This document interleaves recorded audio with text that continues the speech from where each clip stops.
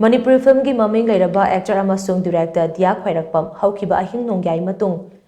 pung amarom tabada masha ki Anaba Amana Maram Oiraga Leikhidre mahak masha ki chahi humpu sukre mahaki loina bi amadi macha ahum leihori mahakum jali singamaga chamapan humpu mangagi November kunda yumnam leikai da pokhi mahak Khwairakpam momon amadi Khwairakpam ongbi bormani anigi iton tonba machanupani mahak na hinglingai matamda Manipur Film gi khongchetta achouba khudol kaya tamlamki mahakum jali singamaga chamapan marifumapanda Zinarayan Saramana Putopa amadi direction piba kombire haiba Manipuri celluloid film da ihan hana film gilamda khongdaraki masigi matung mahak Manipuri celluloid film kaya amada main role lauduna film gilamda maipakna changsin bahoraki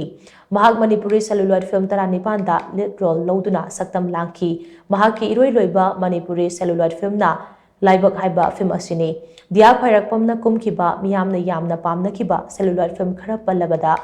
kombirei Ingalay, Thambal, Sanamanbi, Sanarey, Mairi, Hayeng na kanagino, Mairi ama, Operation Sangay, Amambasu Anganbani, Madabi, Kanaga Hinghogani, Heloy, Lai ama amadi, Laibag Hairiba Singasi, Panbayay, Mahag Manipuri Digital Film dasu Kongdaramki, Mahag na Sarugyakiba Digital Film Karapalabada, Matang Mapokta, Tumbachaba Kangdana,